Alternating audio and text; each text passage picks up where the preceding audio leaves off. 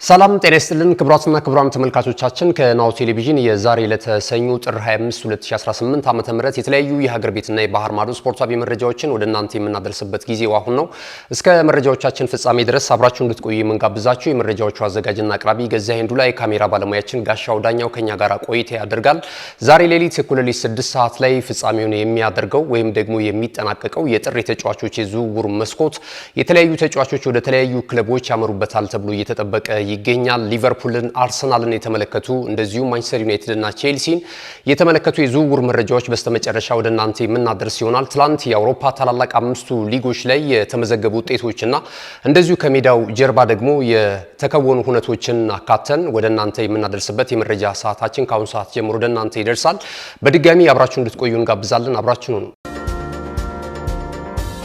ክቡራትና ክቡራን ተመልካቾቻችን ከሀገር ቤት ስፖርታዊ መረጃዎቻችን እንጀምራለን። የሲቢ ኢትዮጵያ ፕሪሚየር ሊግ የ2018 ዓ.ም የውድድር ዘመን የ18ኛ ሳምንት መርሃ ግብር ጨዋታዎች በአዳማ ሳይንስና ቴክኖሎጂ ዩኒቨርሲቲ ስቴዲየም እንደዚሁም አዲስ አበባ ላይ ስቴዲየም ላይ ሲከናወኑ ቆይተው በትላንትናው ዕለት ተጠናቋል።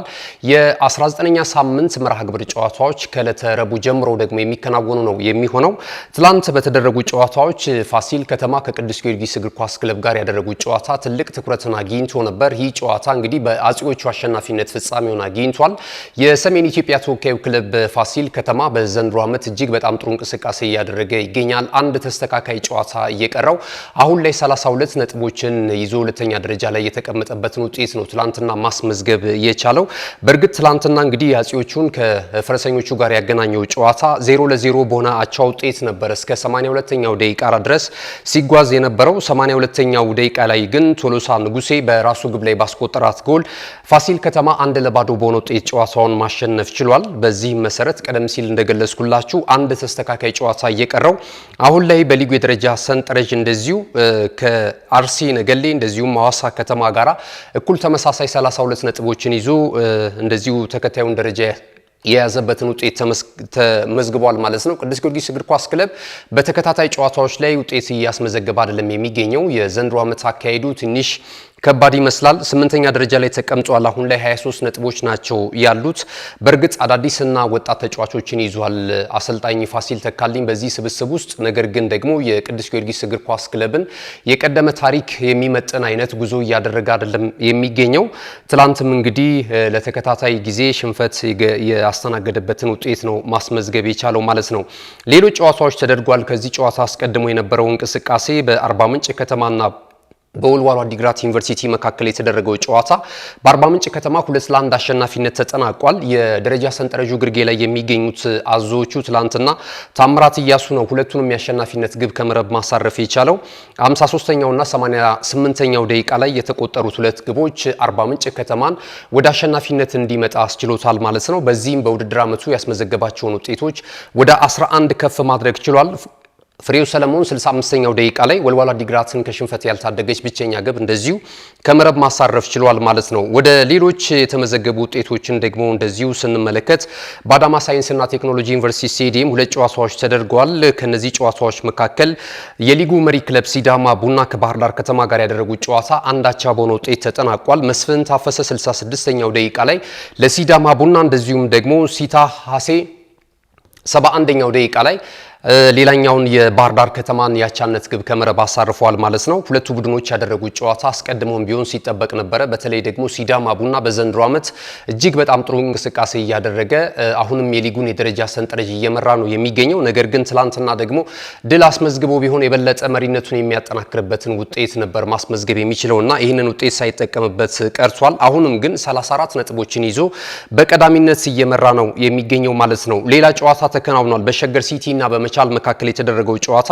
ሸገር ሲቲ 1-0 በሆነ ውጤት ይህን ጨዋታ ማሸነፍ ችሏል። ቡልቻ ሹራ 54ኛው ደቂቃ ላይ የሸገር ሲቲን የአሸናፊነት ግብ ከመረብ ማሳረፍ ችሏል ማለት ነው። ትላንት እንግዲህ በነበረው ጨዋታ ሸገር ሲቲ ድል ማስመዝገቡን ተከትሎ በውድድር ዓመቱ የሰበሰባቸውን ነጥቦች እንደዚሁ ወደ 20 ከፍ ማድረግ ችሏል። 13ኛ ደረጃ ላይም ተቀምጧል። ከዚህ ቀደም ወደ እናንተ ባደረስናቸው መረጃዎች በተለይ የሸገር ሲቲ አሰልጣኝ አሸናፊ በቀለ የውጤት ቀውስ ውስጥ መሆኑን ተከትሎ ምናልባት ሊሰናበቱ የሚችሉበት እድል ሰፊ ስለመሆኑ ስንናገር ነበርና አሁን ላይ ግን ውጤቱን እያሻሻሉ ነው የሚገኙት። እንግዲህ በቀጣይ የሚያደርጓቸው ጨዋታዎች ይጠበቃሉ። የሲቢ ኢትዮጵያ ፕሪሚየር ሊግ እንግዲህ የመጀመሪያው ሲዝን ሊጠናቀቅ የአንድ መርሃ ግብር ጨዋታዎች ብቻ ናቸው የሚቀሩት ማለት ነው። በቀጣይ የ19ኛ እና የ20ኛ ሳምንት መርሃ ግብር ሁለት መርሃ ግብር ጨዋታዎች ብቻ ናቸው የሚቀሩት። ከነገ በስቲያ ዕለተ ረቡዕ ደግሞ የሚደረጉ የ19ኛ ሳምንት መርሃ ግብር ጨዋታዎች በአዳማ ሳይንስና ቴክኖሎጂ ዩኒቨርሲቲ ስቴዲየም እንደዚሁም አዲስ አበባ ስቴዲየም ላይ ቀጥለው የሚከናወኑ ነው የሚሆነው። ረቡዕ አዲስ አበባ ስቴዲየም ላይ ሸገር ሲቲ ከምድረገነት ሽሬ እንደዚሁም ሀዲያ ሆሳዕና ከመቻል ጋር የሚያደርጉት ጨዋታ በ7 ሰዓትና 10 ሰዓት ላይ እንደዚሁ የሚከናወኑ ይሆናሉ። ኢትዮ ኤሌክትሪክ ከሲዳማ ቡና፣ አዳማ ከተማ ከሐዋሳ ከተማ፣ ኢትዮጵያ መድን ከፋሲል ከተማ፣ ቅዱስ ጊዮርጊስ እግር ኳስ ክለብ ከወልዋሎ ዓዲግራት ዩኒቨርሲቲ፣ አርባ ምንጭ ከተማ ከድሬዳዋ ከተማ፣ ባህር ዳር ከተማ ከንግድ ባንክ እንደዚሁ ነገሌ አርሲ ከመቀሌ ሰባ እንደርታ ጋር የሚያደርጉት ጨዋታ ይጠበቃል። ኢትዮጵያ ቡና ደግሞ ከወላይታ ዲቻ ጋር የሚገናኝ ነው የሚሆነው። ትላንት ግን የዘነጋነው አንድ ጨዋታ ነበረ። በአዲስ አበባ ስቴዲየም የተደረገ ጨዋታ ነገሌ አርሲን ከኢትዮጵያ ንግድ ባንክ ጋር ያገናኘው ጨዋታ በነገሌ አርሲ 2-0 አሸናፊነት ነው የተጠናቀቀው። ከቤ ብዙነህ 23ኛው ደቂቃ ላይ 64ኛው ደቂቃ ላይ ደግሞ ዳዊት ተፈራ በፍጹም ቅጣት ምት የነገሌ አርሲን የአሸናፊነት ግብ እንደዚሁ ከመረብ ማሳረፍ ችሏል ማለት ነው። ነገሌ አርሲ በዘንድሮ ዓመት ወደ ሲቢ ኢትዮጵያ ፕሪሚየር ሊግ ከመጡ ሁለት ክለቦች መካከል አንደኛው ነው። ሁለቱም የኦሮሚያ ክለቦች ናቸው፣ ነገሌ አርሲና ሸገር ሲቲ ማለት ነው። ነገሌ አርሲ ግን በአስገራሚ ብቃት አጀማመሩ ጥሩ ባይሆንም አሁን ላይ ግን ያለው ሁኔታ እጅግ በጣም አስደሳች ነው። ወደ መሪነት የመጣበትን ውጤት ነው እያስመዘገበ የሚገኘው። ምንም እንኳን ሲዳማ ቡና በ2 ነጥቦች የተሻለ ቢሆንም አሁን ላይ ግን ነገሌ አርሲ 32 ነጥቦች አሉትና በቀጣይ እንግዲህ ጉዞውን በዚሁ መልኩ አሳምሮ ይቀጥላል የሚሉ እምነቶች እየጣሉበት ይገኛሉ። በስፖርት ወይም በፕሪሚየር ሊጉን በሚከታተሉ የእግር ኳሱ አፍቃሪያን ዘንድ ማለት ነውና ዘንድሮ እንግዲህ አዳማ ከተማና በተለይ ነገሌ አርሲ በጣም እያስደመሙን ይገኛሉ። በሲቢ ኢትዮጵያ ፕሪሚየር ሊግ የከፍተኛ ጎል አስቆጣሪነቱን ትራክ እየመሩ የሚገኙ ተጫዋቾች አሉ። አዲስ ግዳይ ከኢትዮጵያ ንግድ ባንክ እንደዚሁም ደግሞ አቤል ያለው ከቅዱስ ጊዮርጊስ እግር ኳስ ክለብ 8 ግቦችን ከመረብ በማሳረፍ እንደዚሁ የከፍተኛ ጎል አስቆጣሪነቱን ትራክ እየመሩ ነው የሚገኙት። የሲቢ ኢትዮጵያ ፕሪሚየር ሊግን የተመለከቱትን መረጃዎች በዚህ እንገታለን። የአትሌቲክስ መረጃን ደግሞ ወደ እናንተ የምናደርስ ነው የሚሆነው። የዱባይ ማራቶን እንግዲህ በየዓመቱ ኢትዮጵያን አትሌቶች አብዝተው የሚነክሱበት ነው፣ በሴትም በወንድም ማለት ነው። በዚሁ ዓመትም እንደዚህ አይነት ውጤት ነው የተመዘገበው። በሴቶች ከ1 እስከ 10 ድረስ ኢትዮጵያን አትሌቶች ናቸው የተቆጣጠሩትና ባለፈውም ዓመት እንደምናስታውሰው የዚህ የዱባይ ማራቶን የኢትዮጵያኖች ውድድር ነው የሚመስለው። በዚህም መሰረት እንግዲህ በሴቶች ከአንደኛ እስከ 3ኛ የወጡትን ኢትዮጵያን አትሌቶችን ወደ እናንተ ስናደርስ አንቻሉ ደስዬ 2:18:31 በመግባት በቀዳሚነት ውድድሯን አጠናቃለች። ሙልዬ ዴቤኮ ደግሞ 2:18:42 በመግባት ሁለተኛ ሆና አጠናቃለች። ፋንቱ ወርቁ 2:19:08 እንደዚሁ ትርንጎ ሙሉ 2:21:12 ማሪቱ ከተማ ደግሞ 2:21:52 በመግባት በኢትዮጵያ በኩል እንግዲህ የዱባይ ማራቶንን ከ1 እስከ 10 የትኞቹንም የሌላ ሀገር አትሌቶች ሳያስገቡ እንግዲህ ጣልቃ በመደዳ ከ1 እስከ 10 ደረጃን ይዘው አጠናቀዋል ማለት ነው። እንግዲህ በቀጣይ በትልልቅ የውድድር ዓለማቶች ደግሞ የኢትዮጵያን ሰንደቅ ዓላማ ከፍ ያደርጋሉ ብለን እናስባለን። እነዚህ እንስት አትሌቶች ወደ ወንዶቹም ስናልፍ ተመሳሳይ ውጤት ነው የተመዘገበው።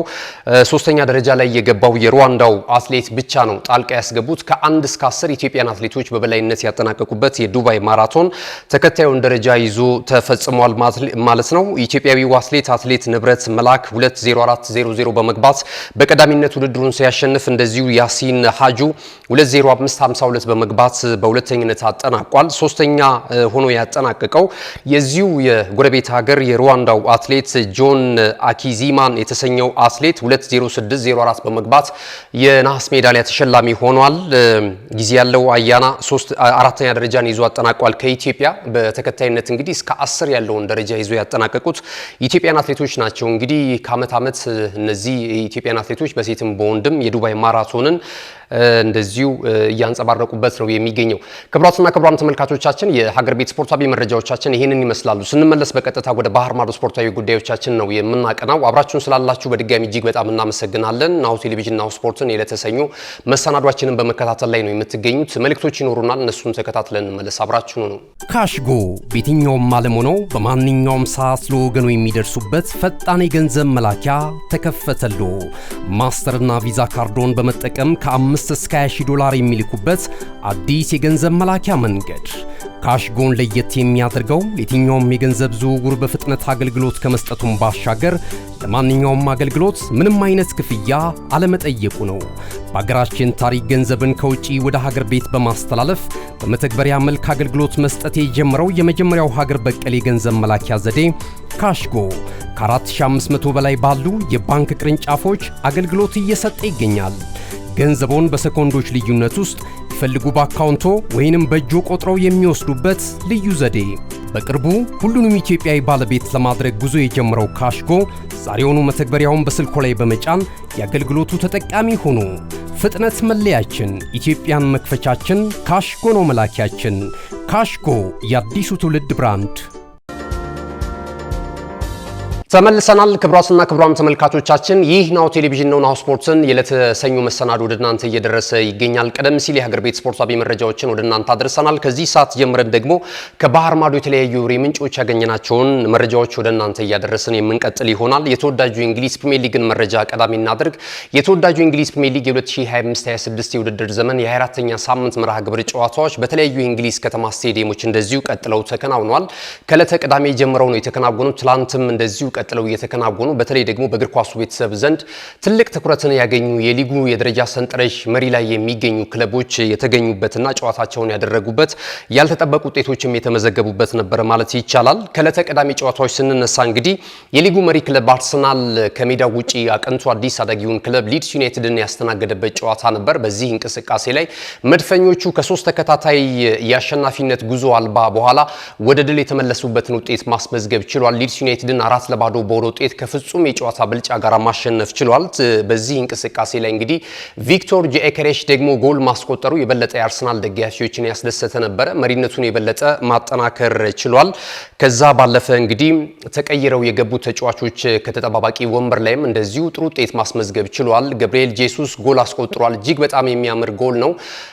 እንግዲህ ተከላካዮች ማርክ አድርገውት የተገኘችውን ስፔስ በግሩም ሁኔታ ታይሚንጉን ጠብቆ ጎል ማስቆጠር ችሎ የአርሰናል ደጋፊዎችን ደስታ የበለጠ ከፍ ያደረገበትን አራተኛ ጎልም ስለነበረች ብዙዎች እንግዲህ አድናቆት ሲሰጡት ነበረ። ተቀይሮ ከገባ በኋላ ከሃቨርትስም በጨዋታው እንቅስቃሴ ላይ በጣም ጥሩ ነገርን ሲያሳይ ነበረ።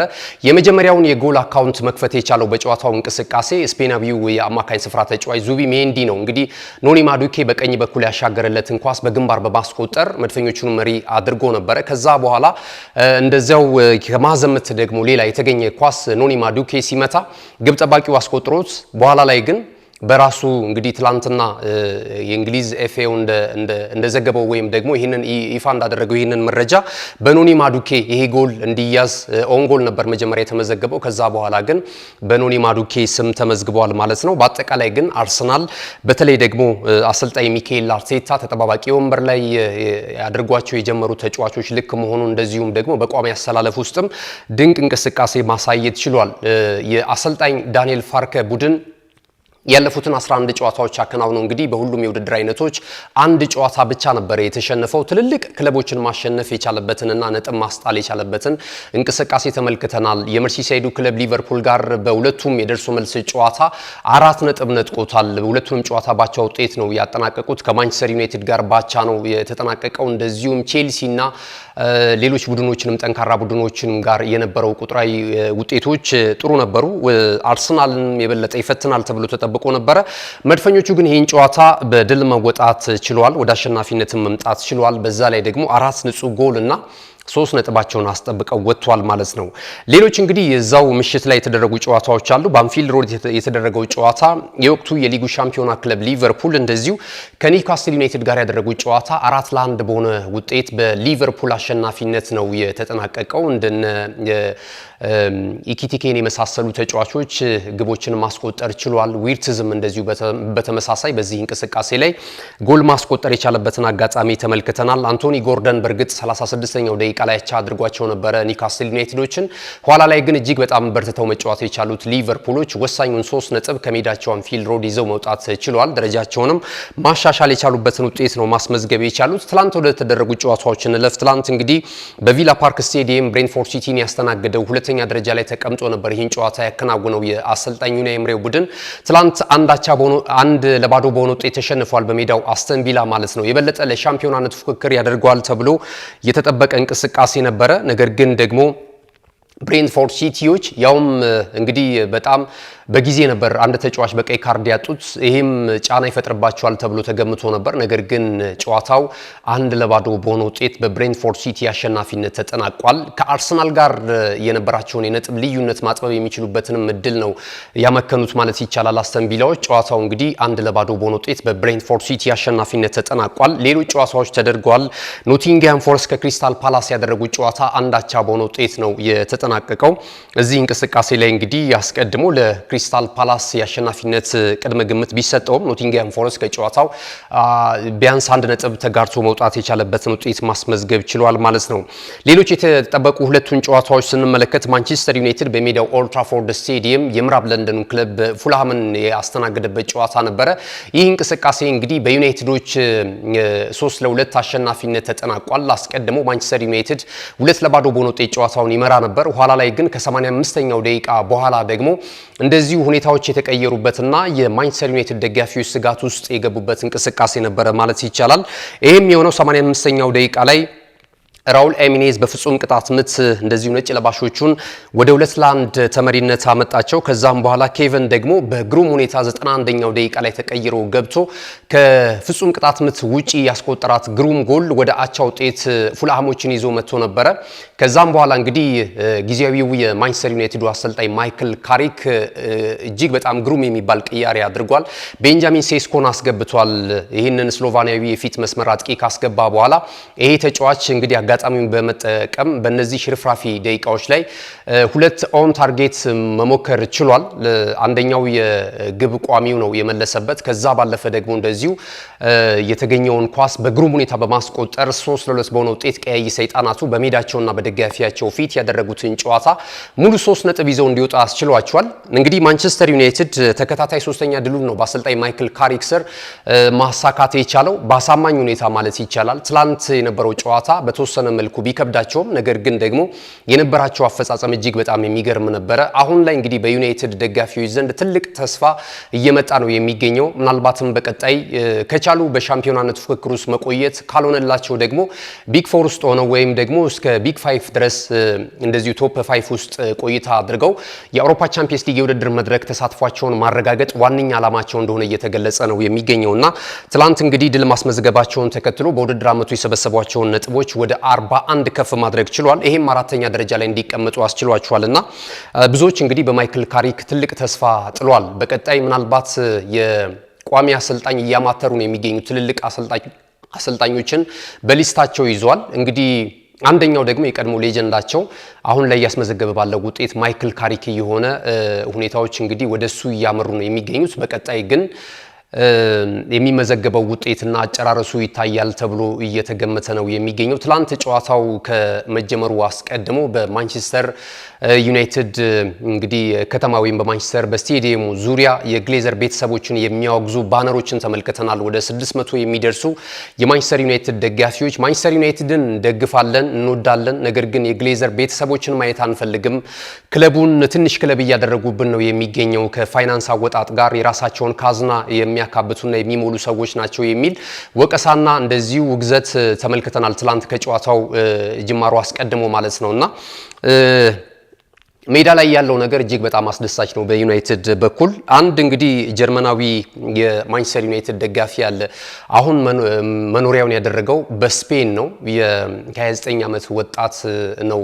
ይሄ ፍራንክ ሊተን ይሰኛል። ይሄ የማንቸስተር ዩናይትድ ደጋፊ ማለት ነው። እንግዲህ ከዚህ ቀደም ከዚህ ደጋፊ ጋር በተያያዘ የተለያዩ መረጃዎች ሲወጡ ነበር። ማንቸስተር ዩናይትድ ተከታታይ 5 ጨዋታዎችን ካላሸነፈ በስተቀረ ጸጉሬን አልቆረጥም በሚል አፍሮ ሆኗል እና አንዳንድ ገጸ በረከቶችም ይዘውለት እየመጡ ይገኛል። ለዚህ ደጋፊ ኢንስታግራም ተከታዮቹን ከ330 ሺህ በላይ ይህንን አቋሙን ካንጸባረቀ በኋላ እየተከተሉት እንዳሉ እየተገለጸ ነው የሚገኘው። የተለያዩ የቻሪቲ ስራዎችን ይሰራል ከዚህም ባሻገር ማለት ነውና አሁን ላይ እንግዲህ ትላንትና ሶስተኛ ድል መመዝገቡን ተከትሎ ቀጣይ ሁለት ጨዋታዎች አሉ ወሳኝ በዩናይትድ በኩል ማለት ነው። አንደኛው ስፐርስን የሚገጥሙበት ነው። ሌላኛው ደግሞ የምስራቅ ለንደኑን ክለብ ዌስትሃም ዩናይትድን የሚገጥሙበት ነው። በእነዚህ ተከታታይ ሁለት ጨዋታዎች ላይ ድል ማስመዝገብ ከቻሉ ቀይ ሰይጣናቱ እንግዲህ ፍራንክ ጸጉሩን የሚቆረጥበት ጊዜ እየደረሰ ያለ ይመስላል። ይሄ ደግሞ ባለውለታው ማይክል ካሪክ ሆኖ ይመዘገባል ማለት ነው በታሪክና ዩናይትዶች ያለው እንቅስቃሴ ይሄንን ነው የሚመስለው። በቀጣይ የምንመለከት ይሆናል። ትላንት በነበረው እንቅስቃሴ በተለይ ካስሜሮ፣ ማቲያስ ኩኛ የነበራቸው እንቅስቃሴ በጣም ጎል ከማስቆጠር ባለፈ የቡድን ሚዛን በመጠበቅ ረገድ ግሩም እንቅስቃሴ ተመልክተናል። ካስሜሮ አንድ ለጎል የሆነ ኳስ አመቻችቶ ማቀበል ችሏል። ከዛ ባለፈ እንደዚሁ ጎል ማስቆጠር የቻለበትን ሂደት ተመልክተናል ማለት ነውና ትላንት በጣም ልዩ ነበረ ማንቸስተር ዩናይትድ ማለት ይቻላል። ሌሎቹን ጨዋታዎች ስንመለከት የመጨረሻው እንግዲህ ምሽት ላይ የተደረገው ጨዋታ የሰሜን ለንደኑ ክለብ ቶተንሃም ሆትስፐርስን ከኢታዱ ክለብ ማንቸስተር ሲቲ ጋር ያገናኘው ጨዋታ ነበር። ይህ ጨዋታ ሁለት አቻ በሆነ ውጤት ነው የተጠናቀቀው። አሰልጣኝ ፔፕ ጋርዲዮላ የቆመሩት ቁማር እንዳልተሳካላቸው በተለይ የፎርሜሽኑን በተመለከተ ማለት ነውና እንደነ ብሩኖ የመሳሰሉ ተጫዋቾችን ተጠባባቂ ወንበር ላይ ማስቀመጥ ይገባቸው ነበረ የሚል አስተያየት እንደዚሁ ሰምተናል።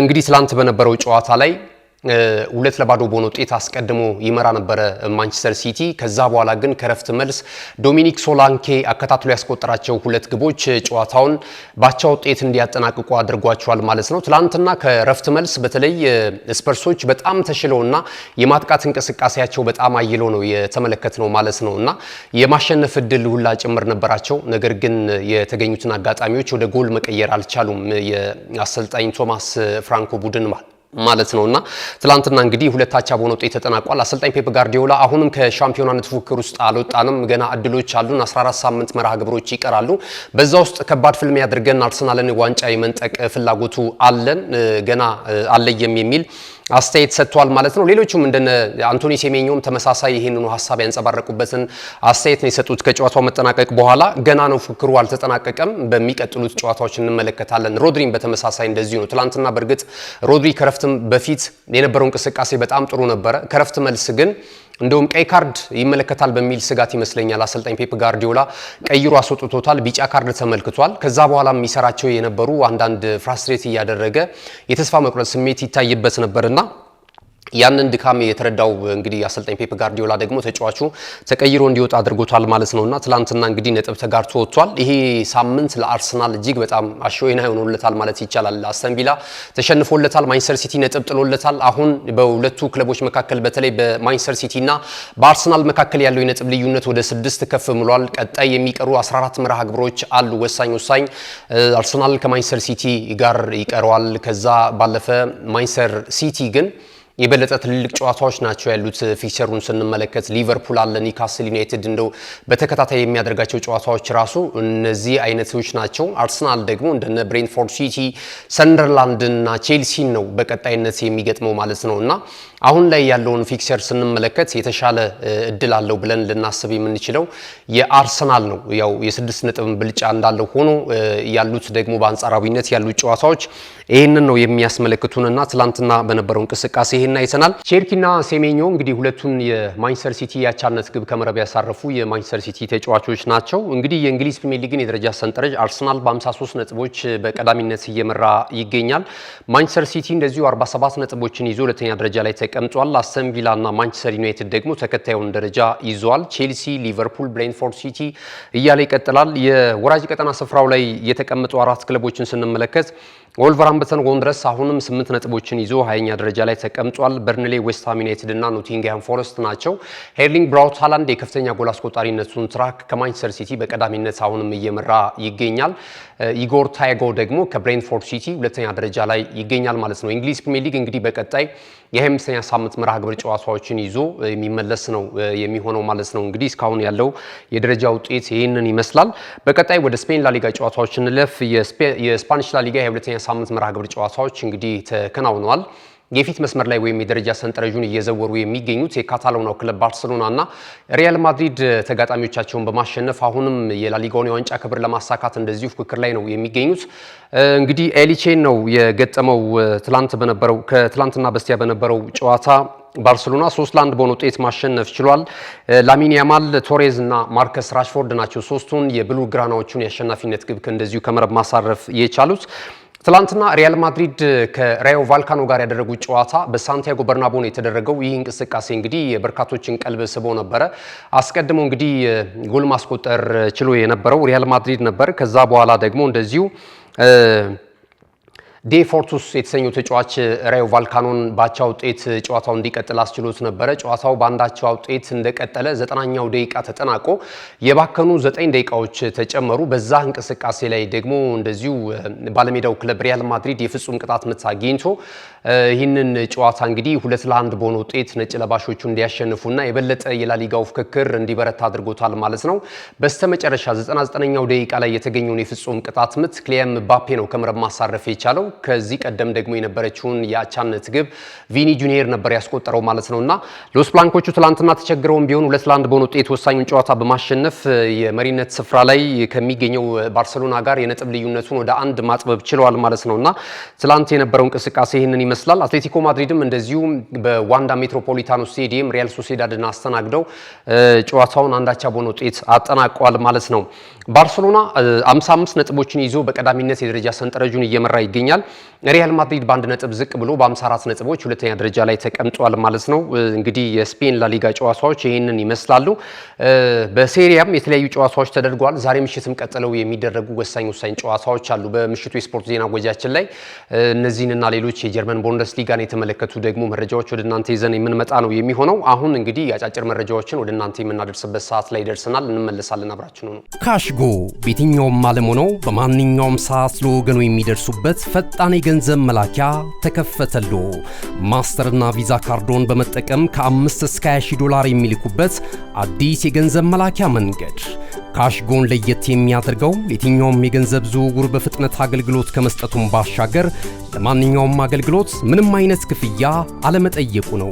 በሀገራችን ታሪክ ገንዘብን ከውጪ ወደ ሀገር ቤት በማስተላለፍ በመተግበሪያ መልክ አገልግሎት መስጠት የጀመረው የመጀመሪያው ሀገር በቀል የገንዘብ መላኪያ ዘዴ ካሽጎ ከ4500 በላይ ባሉ የባንክ ቅርንጫፎች አገልግሎት እየሰጠ ይገኛል።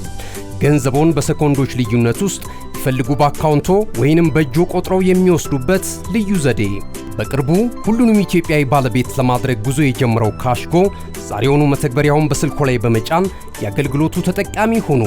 ፍጥነት መለያችን፣ ኢትዮጵያን መክፈቻችን፣ ካሽጎ ነው መላኪያችን። ካሽጎ የአዲሱ ትውልድ ብራንድ። በመጨረሻም አጫጭር ስፖርታዊ መረጃዎችን ወደ እናንተ የምናደርስበት ምዕራፍ ላይ ደርሰናል። እንግዲህ የዝውውር መስኮቱ ያለፉትን ጊዜያቶች የተለያዩ ተጫዋቾች ሲዘዋወሩበት ቀይቶ የጥር ተጫዋቾች የዝውውር መስኮት ዛሬ ሌሊት ይጠናቀቃል። ከዚህ ቀደም በሩመር ደረጃ ስማቸው ከተለያዩ ክለቦች ጋር ሲያያዙ የነበሩ ተጫዋቾች ዛሬ እልባት ያገኛሉ። አልዛም ደግሞ ወደ ክረምት ሺፍት ያደርጋል ተብሎ ነው እየተጠበቀ የሚገኘው። የተለያዩ የዝውውር ሁነቶችን ወደ እናንተ እናድርስ። የምዕራብ ለንደኑ ክለብ ቼልሲ ማማዱ ሳርን ከስትራስቡርግ ሰጥቶት ነበር በውሰቱ ይህንን ተጫዋች መመለሱን በዛሬው ዕለት ክለቡ ይፋ አድርጓል ማለት ነው። በቀጣይ እንግዲህ ሰማያዊዎቹን እያገለገለ እንቅስቃሴ ያደርጋል። መመለሱን እንግዲህ ይፋ ያደረገው ይህ ተጫዋች በቀጣይ የአውሮፓ ቻምፒየንስ ሊግ የውድድር መድረክን ከቼልሲዎች ጋር የማሳካት ህልም እንዳለው ነው የገለጸው ከፊርማ ስነ ስርዓቱ በኋላ ማለት ነውና ጥሩ ገዛ ያደርግላቸዋል ተብሎ ይጠበቃል። እንግዲህ የክለቡ አመራሮችም እዚህ ተጫዋች ላይ ተስፋ አድርገዋል። ሌላኛውን ዝውውር ስንመለከት የካታሎናው ክለብ ባርሴሎና ግብፃዊውን ኢንተርናሽናል ሐምዛ አብዱል ከሪምን የፊት መስመር አጥቂ ነው 18 ዓመቱ ላይ ይገኛልና ይህ ተጫዋችን ማስፈረማቸውን ይፋ አድርገዋል። በውሰት ውል ነው ከሃላሃሊ ያስመጡት ማለት ነውና ቀጣይ የባርሴሎናን ቢ ቡድን ይቀላቀላል ተብሏል። በሂደት ደግሞ የተጫዋቹ ብቃት እየታየ ወደ ዋናው ክለቡ መጥቶ ደግሞ ግልጋሎት ይሰጣል ተብሎ እየተነገረለት ነው የሚገኘው። እንግዲህ ከላማሲያ የሚያሳድጓቸው ወጣት ተጫዋቾች በተለይ አሁን ላይ እየተመለከትናቸው እንገኛለን። ብሉ ግራናዎቹን በሚገባ እያገለገሉ ጎሎችንም እያስቆጠሩ የቡድኑ እንደዚሁ እሉናን በማስቀጠል ላይ ነው የሚገኙት። እንደነ ያማል ፔድሪን ማንሳት እንችላለን። ሌሎችም ከዚህ ቀደም ላማሲያ ለራሱ ባርሴሎና ቀርቶ ለተለያዩ የዓለማችን ላይ የምናውቃቸውን ትልልቅ ክለቦችን ሁሉ ገብተው መጫወት የቻሉ ትልልቅ ተጫዋቾችን ማፍራት የቻለ የአካዳሚ ውጤት ነውና አሁንም እንግዲህ ከሌላ ክለብ ደግሞ ያመጧቸውን ወጣት ተጫዋቾች የበለጠ አግባብተው አሰልጣኝ ሃንስ ፍሊክ ወደ ዋናው ቡድን ይቀላቅሏቸዋል ተብሎ እየተነገረ ነው የሚገኘው። እንግዲህ በስተመጨረሻም የሐምዛ አብዱል ከሪም ዝውውር ይፋ ስለመደረጉ ነው የተገለጸው ማለት ነው።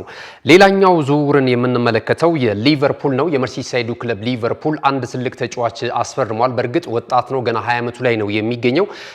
ለፈረንሳዩ ሊግ ክለብ ተሳታፊ ክለብ ስታድ ሬምስ ነው እየተጫወተ የሚገኘው ይሄ ተጫዋችና አሁን ላይ እንግዲህ 20 ዓመቱ ላይ ይገኛል። በ60 ሚሊዮን ፓውንድ ቀዮቹ ማስፈረማቸው ተነግሯል። በዚህ በጥሬ ተጫዋቾች የዝውውር መስኮት በዛው በስታድ ሬምስ ቆይታ ያደርግና በክረምቱ የተጫዋቾች የዝውውር መስኮት ላይ ወይም ደግሞ ወርሃ ሰኔ ላይ እንደሚመጣ ተነግሯል ማለት ነውና ይህንን ተጫዋች ለማስፈረም አርሰናል ፍላጎት አሳይቷል። ቼልሲ ከዛም ባለፈ ባየር ሙኒክም በተመሳሳይ ተጫዋቹን የማስፈረም ፍላጎት ነበራቸው። በስተመጨረሻ ግን የተጫዋቹ ምርጫ እንደዚሁ ሊቨርፑል ሆኖ ተጫዋቹን ማስፈረሙ እየተነገረ ነው የሚገኘው። ቀጣይ ሰኔ እንግዲህ በመርሲሳይዱ ክለብ ሊቨርፑል ማሊያ የምንመለከተው ወጣት የተከላካይ ስፍራ ተጫዋች እንደዚሁ ጀርሚ ዣኩዌት ሆኗል ማለት ነው። ፈረንሳዊ ኢንተርናሽናል ነው። ጥሩ ብቃት እንዳለው ብዙዎች እየመሰከሩለት ነው የሚገኘው ማለት ነው። ወደ ሌላኛው መረጃችን ስናልፍ የራሽፎርድን እንደዚሁ ጉዳይ እናገኛለን። ማርከስ ራሽፎርድ እንግዲህ ከአሰልጣኝ ሮበን አሞሪም ጋር የገባበት ሰጣ ገባ በዩናይትድ ቤት እንዳይቀጥል ማድረጉ የሚታወስ ነው። ከዚህ ቀደም እንግዲህ በተለያዩ አጋጣሚዎች ይህም ከማንቸስተር ዩናይትድ አካዳሚ ከወጡ ወጣት ተጫዋቾች መካከል አንደኛው እንደሆነ ይታወቃል። አሰልጣኝ ሉዊስ ቫን ሃል ናቸው እንግዲህ ብዙዎቻችሁ እንደምታስታውሱት ለዚህ ወጣት ተጫዋች እድል በመስጠት አሁን ለሚገኝበት ቁመና ወይም ለሚገኝበት ሁኔታ እድሉን የከፈቱለት ማለት ነውና በዛ ጊዜ በጣም የሚገርም እንቅስቃሴ እንደነበረው ሁላችንም እናስታውሳለን። ከዛ ባለፈ ግን በሂደት እንግዲህ ከሜዳ ውጪም የሚያደርጋቸው አንዳንድ ጉዳዮች ለአሰልጣኝ ሮበን አሞሪም ከዲሲፕሊን ጋር በተያያዘ ተገዢ አይደለም በሚል ማዕቀብ ጥለውበት ይህንን ተጫዋች ማየት አልፈልግም በሚል ወደ አስተን ቪላ በውሰት ውል ሰጥቶ 6 ወራቶችን ደግሞ በዛ ክለብ ውስጥ ከቆየ በኋላ ተመልሶ ወደ ዩናይትድ መጥቶ ነበረ። ከመጣም በኋላ የመሰለፍ እድል አልሰጡትም ነበር። ከዋናው ቡድን አግልለው ብቻውን ነበር ልምምድ እንዲሰራ እያደረጉ የነበረው። ይሄ ነገር ያልተመቸው እንግዲህ ማርከስ ራሽፎርድ ወደ ስፔን መሄድ እፈልጋለሁ ብሎ ወደ ባርሴሎና አቅንቶ ነበር። አሁንም በባርሴሎና ነው የሚገኘው በውሰት ውል አቅንቶ ማለት ነውና ይሄ ተጫዋች እያሳየ ያለው ብቃት በጣም የሚገርም ነው። አሁን ደግሞ ማንቸስተር ዩናይትድ ቤት ጥሩ አየር እየነፈሰ ይገኛል በአሰልጣኝ ማይክል ካሪክ ስር ማለት ነውና ሁለቱ አሁን ያለው ጊዜያዊው አሰልጣኝ ማይክል ካሪክ እና ማርከስ ራሽፎርድ በአንድ ማሊያ መጫወት ችሏል ለዩናይትድ እንደምታውቁት ማለት ነው። ውስን ጊዜም ቢሆን ማለት ነውና አሁን ላይ እንግዲህ ማይክል ካሪክ የተጫዋቹን ብቃት ያውቃል። ወደ አሳዳጊው ክለቡ ወደ ማንቸስተር ዩናይትድ ወደ ቤቱ እንዲመለስ ፍላጎት አለው ተብሏልና ባርሴሎና ደግሞ በውል ኮንትራት ውስጥ ያኔ ውሰት ውል ላይ 35 ሚሊዮን ፓውንድ ማቅረብ ከቻለ ይህንን ተጫዋች የግሉ ማድረግና በቋሚነት የማስፈረም እድል አለው የሚል ውል ተካቷልና በቀጣይ በዛው ይቆያል ወይስ ወደ ዩናይትድ ቤት ይመጣል? ማይክል ካሪክ ግን ተጫዋቹ ቢመጣ ዩናይትድን መጥቀም ይችላል። እሱም ወደ ከፍታው ከዩናይትድ ጋር መውጣት እንደሚችል አቅሙ እንዳለው እየመሰከረለት ነው የሚገኘውና እንግዲህ ወደፊት የሚታይ ነው። በዚህ የጥሬ ተጫዋቾች የዝውውር መስኮት የማይታሰብ ነው። በቀጣይ ግን በክረምቱ የተጫዋቾች የዝውውር መስኮት ላይ ቀይ ሰይጣናቱ የቀድሞ ተጫዋቾቻችን የሚያገኙበት እድል እንዳለ እየተገለጸ ነው የሚገኘው ማለት ነው። ሌላው መረጃችን የሚወስደን ወደ አርሰናል መረጃ ነው። አርሰናል እንግዲህ አደገኛ ጉዳት የተከሰተበትን ተጫዋች አስመዝግቧል። ሚካኤል ሜሪኖ በ2024 ከስፔኑ ክለብ ሪያል ሶሴዳድ ነው የመጣው። ይህ ተጫዋች ከመጣም በኋላ በጣም ጥሩ እንቅስቃሴ ማድረግ ችሏል። አምናም በነበረው እንቅስቃሴ ላይ በተለይ ደግሞ አርሰናል ወሳኝ ተጫዋቾቹን ከዱባዩ ሽርሽር መልስ በጉዳት ሁኔታ ሲያጣ የፊት መስመር አጥቂ አድርጎ ራሱ እንዳማራጭ የሐሰተኛ 9 ቁጥር አጥቂ አድርጎትም ጥሩ ውጤቶችን ሲያስመዘግብበት የነበረ ቡድኑንም ሲረዳ የነበረበት የውድድር ዓመት እንደነበረ እናስታውሳለንና ዘንድሮ ደግሞ እንደዚሁ በተለያዩ አጋጣሚዎች ተቀይሮ በሚገባበት እንደዚሁም በቋሚ ያስተላለፍ እድል በሚያገኝበት እንቅስቃሴዎች ላይ ጎል ሲያስቆጥር ተመልክቷል። በእርግጥ አንዳንድ ሁኔታዎች ላይ ኤቤሬቺ ኤዜ ከሱ የተሻለ ነው የሚል ደግሞ የአርሰናል ደጋፊዎችም ቅሬታ ቢያቀርቡ አሰልጣኝ ሚካኤል አርቴታ ላይ ሚካኤል ሜሪኖም ግን በአንዳንድ ጨዋታዎች ላይ ለአርሰናል መድኃኒት ሆኖ ጎሎችን ሲያስቆጥር ተመልክተናል። ለጎል የሆኑ ኳሶችንም እንደዚሁ አመቻችቶ ሲያቀብል የተመለከትንበት አጋጣሚ አለና በዘንድሮ ዓመት ወደ 33 ጨዋታዎችን አድርጓል በሁሉም የውድድር አይነቶች ማለት ነው። 9 ግቦች ላይ ቀጥተኛ ተሳትፎ አለው። 6 ግቦችን ከመረብ አሳርፏል። 3 ለጎል የሆኑ ኳሶችን ደግሞ ለቡድን አጋሮቹ እንደዚሁ አመቻችቶ ማቀበል ችሏልና ይሄ ተጫዋች የእግር አጥንት መሰበር ጉዳት እንዳጋጠመው እየተገለጸ ነው የሚገኘው። ምናልባትም እንግዲህ ይሄ ጉዳት እስከ ውድድር ዓመቱ መጨረሻ ድረስ ከሜዳ ሊያርቀው እንደሚችል ነው የተነገረው። በእርግጥ የሕክምና ቡድን አባላቶችም ይህንኑ አስተያየት ወይም ለክለቡ ቅርበት ያላቸው የመረጃ ምንጮች ይህንን እየዘገቡ ነው የሚገኙትና ሚካኤል ሜሪኖ በጉዳት ምክንያት አርሰናል የሚያጣው ከሆነ እንደሚታወቀው እንግዲህ በአራቱም የውድድር አይነቶች በእንግሊዝ ሊግ ካፕ፣ በኤፍኤ ካፕ፣ በቻምፒየንስ ሊግ እና በእንግሊዝ ፕሪሚየር ሊግ ላይ ጥሩ ጉዞ እያደረገ ነው የሚገኘው የዋንጫ ክብሮችን ለማሳካት ማለት ነውና እዚህ አይነት ውድድሮች ላይ ደግሞ በርከት ባሉ ውድድሮች ላይ በአንድ ቡድን ጨዋታ በሚያደርግበት ሰዓት ላይ ጨዋታዎቹ በርከት ይላሉ። የስኳድ ዴብዙ ደግሞ ሰፊ ካልሆነ ምናልባት መስዋዕትነት ሊያስከፍል ይችላል። ከዚህ በኋላም አይታወቅም። በተደጋጋሚ ጨዋታዎችን በሚያደርግበት ሰዓት ላይ አርሰናል ሌላ ደግሞ የጉዳት ታሪክ ሊያስመዘግብ ይችላልና ይሄ ደግሞ የስኳድ ዴብዙን የሚያጠበው ከሆነ ለሽንፈት ሊዳረጋቸው ይችላል እየተባለ እየተገለጸ ነው የሚገኘው። ይህንንም ተከትሎ ብዙ የአርሰናል ደጋፊዎች ዛሬ በማህበራዊ ድረገጽ ትስስራቸው ላይ አንድ ስጋታቸውን እየገለጹ ነው የሚገኙት። ወይም ደግሞ በቀሩት ሰዓታት የዝውውር መስኮት ላይ በዚሁ በጥሬ ተጫዋቾች የዝውውር መስኮት ማለት ነው ዛሬ ሌሊት ላይ ነው እንግዲህ የሚጠናቀቀው ማለት ነውና ከዚህ ጋር ተያይዞ ከተጫዋች ሚካኤል ሜሪኖ ጋር በተያያዘ ተተኪ ተጫዋች ማምጣት አለባቸው የክለቡ ስፖርቲንግ ዳይሬክተር አንድሪያ ቤርሳ የሚል ማሳሰቢያ እየሰጡ ነው የሚገኙትና ከዚህ ጋር ተያይዞ ምናልባት እስከ እኩለ ሌሊት 6 ሰዓት ድረስ የሚሆንላቸው ከሆነ ከተለያዩ ተጫዋቾች ጋር ስማቸው እየተያዘ የሚገኙ ተጫዋቾች አሉ በአርሰናል ቤት። አንደኛው ፋቢዮ ሩይዘር ነው። ይሄ ተጫዋች እንግዲህ በጀርመኑ ክለብ እየተጫወተ ይገኛል። ይህንን ተጫዋች የማስፈረም ፍላጎት አላቸው ተብሏል። ከዛ በዘለለ ደግሞ ሩበን ኔቬዝም በሃሊላል እየተጫወተ ነው የሚገኘው። ቀጣይ ዓመት የውድድር ዓመቱ መጨረሻ ላይ ከሃሊላል ጋር ያለው እንደዚሁ ቆይታ የሚጠናቀቅ ነው የሚሆነው ማለት ነውና አሁን ላይ በውሰት ሁሉ ይህንን ተጫዋች የማስፈረም ፍላጎት አላቸው ተብሏል። አርሰናሎች ምናልባት አንዳንድ ንግግሮች እንደጀመሩ ነው እየተገለጸ የሚገኘው። ካርሎስ ሱለርም በተመሳሳይ ይህንን ተጫዋችም የማምጣት እንደዚሁ ፍላጎት እንዳላቸው እየተነገረ ነው የሚገኘው። እንግዲህ ማንን ተተኪ ሊያደርጉ ይችላሉ ወይስ ደግሞ ባለው ስኳድ ዴብዝ ቀጣዮቹን የውድድር አራት አይነቶች እንደዚሁ ይቆዩበታል የሚለው ነገር እየተጠበቀ ነው የሚገኘው። ነገር ግን ሚካኤል ሜሪኖ ለሚቀጥሉት ወራቶች በአርሰናል ቤት ላንመለከተው የምንችል ተጫዋች ነው ተብሏል ማለት ነው። ሌላኛው የቤሊንግሃም ነው። ከጉዳት ጋር በተያያዘ እንግዲህ ጆዲ ቤሊንግሃምም እንደዚሁ በተመሳሳይ ለሚቀጥሉት 3 ወራት ለሎስ ብላንኮቹ ግልጋሎት እንደማይሰጥ እየተገለጸ ነው የሚገኘው። እንደዚሁ የሃምስትሪንግ ጉዳት ነው የገጠመው ተብሏልና በቀጣይ ምናልባት የሪያል ማድሪድ በተለይ በላሊጋው በቻምፒየንስ ሊጉ የደርሶ መልስ ጨዋታ አለበት። በፕሌይኦፍ ተጫዋቶ ነው ወደ ጥሎ ማለፍ 16ቱ መግባቱን የሚያረጋግጠውና እነዚህን ወሳኝ ጨዋታዎችን ይዞ ይህንን የአማካኝ ስፍራ ተጫዋች ማጣቱ የበለጠ ሊጎዳው ይችላል የሚሉ ጉዳዮችም እንደዚሁ ተያይዘው እየወጡ ነው የሚገኘው።